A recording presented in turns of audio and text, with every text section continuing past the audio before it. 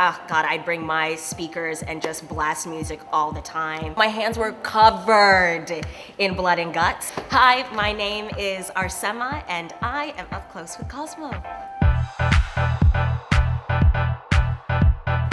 I was working at a butcher shop in Notting Hill. When I got the call from my agent that I got in the role, I was just, it's like a very posh butcher's, and so I was like cutting up Wagyu beef, and then my phone was ringing in my pocket, and we're not allowed to have it on the floor, but I knew that I was getting the word today. So the moment I heard it ring, I was like, it was the worst moment. My hands were covered in blood and guts.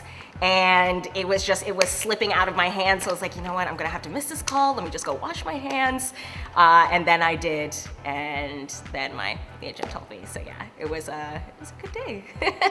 I didn't even celebrate. Like, I think to this day, I haven't actually celebrated, because there is an out-of-body experience that happens when you get like such good news like that it still feels like this is all very much a dream. I constantly have to like slap myself to wake myself up and make sure that I am actually in this.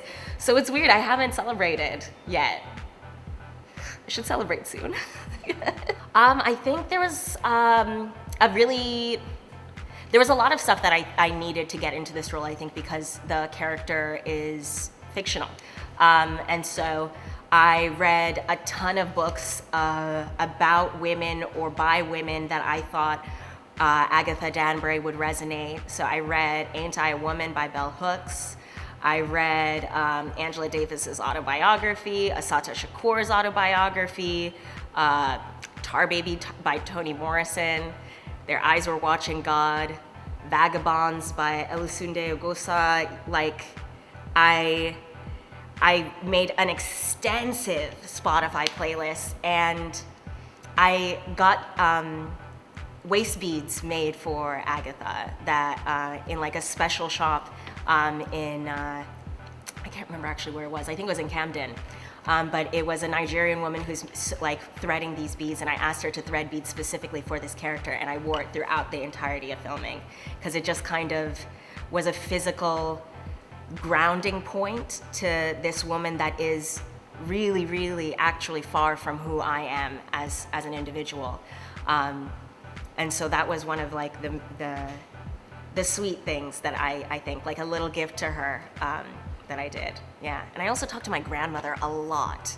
I didn't realize how similar she actually was to this character, because she was also married off when she was quite young. And so it was really interesting to kind of talk to somebody in my life who I've known, who's gone through something that is essentially the stripping away of their freedom, and someone who doesn't have any resentment or harbored anger towards the situation.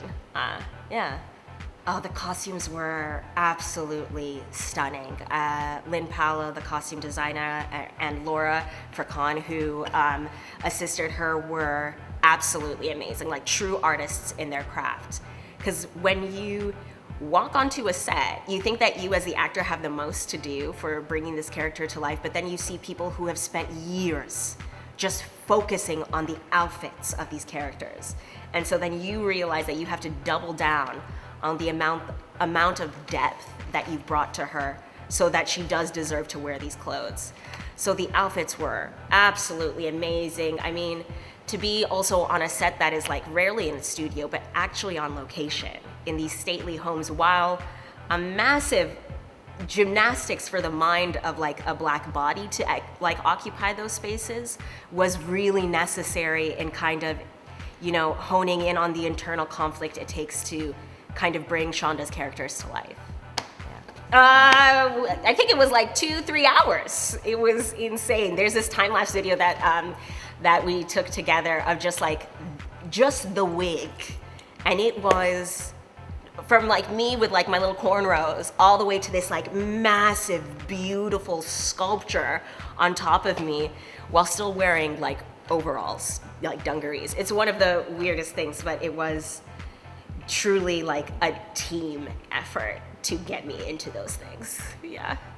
My favorite scene to film has got to be There are two, actually. One is a scene with India, young Queen Charlotte, and I'm like explaining to her the schematics of sex. And there's just one, I've actually been in a situation like that where I've had to describe it to somebody. And so it was this kind of endearing moment of, one, full circle, but two, this act of like passing on information from an older sister to a younger sister, this really big moment in womanhood. And so for me, that meant just a lot. And then there was a scene with Michelle Fairley, who's just an amazing actress. And I think a lot of it was the nerves of being with like Caitlin Stark in a room. But it was, she also has such a different process that it made those like scenes feel like you could tangibly feel the tension in the room. And that was all her doing. So she was such a giving and generous actor, which made all of our scenes just amazing. Yeah.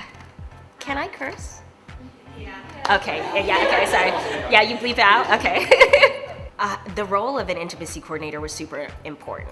It is important overall across the board, but it was super, I think, important for the work that we were doing, just because the entire season is like quite sensuous in that like it engages all five senses. There is this tactile, like second language in not only Bridgerton, but in Queen Charlotte.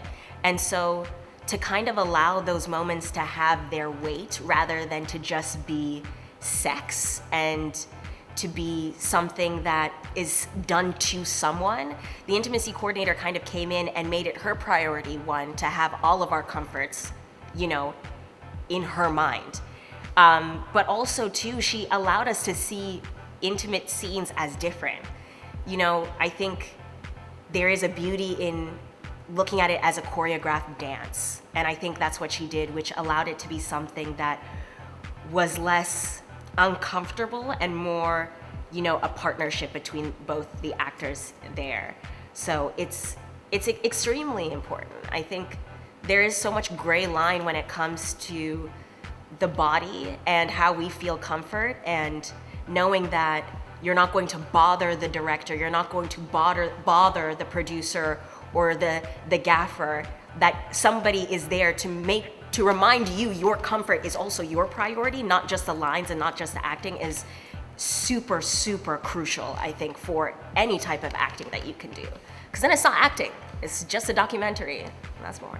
I've been in scenes before, like very early on, where there was no intimacy coordinator, and I remember feeling extremely exposed in a not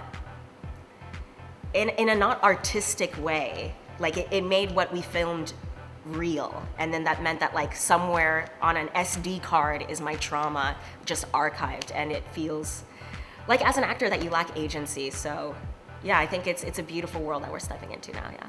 It was a different, I don't know, this was my first set I've ever walked onto, but like it was a like very community-based set in that no one closed their doors to their trailers. We'd all just like walk in and bother everybody. We'd bother all of the first ADs, all of the trainees. It felt like across the cast to the crew, we all felt like a family. And so we'd eat lunch together. God, I'd bring my speakers and just blast music all the time. India would do the same. And when you're in these beautiful locations during the summer, why would you be inside? So we'd all like kick a football around. It felt like summer camp, like film summer camp. It was such a strange thing. So it was harder to not bond and to like isolate yourself than it was to kind of just fall into like these open welcome arms that were there to support you throughout the entire process. I hope that Bridgerton fans can appreciate this story.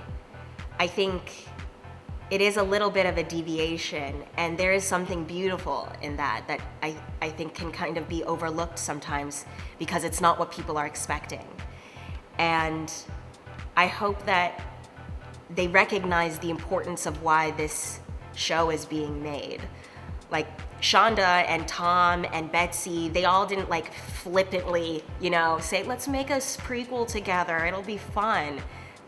They recognized that this story, even to feed into the Bridgerton narrative, was important. Like politically, what this story means, for young Black girls, what this story means, for everyone. And I think that can sometimes be overlooked, the fact that like art is always political. And so I hope that, yeah, Bridgerton fans can just appreciate this little addition into the nugget of like their universe. Yeah.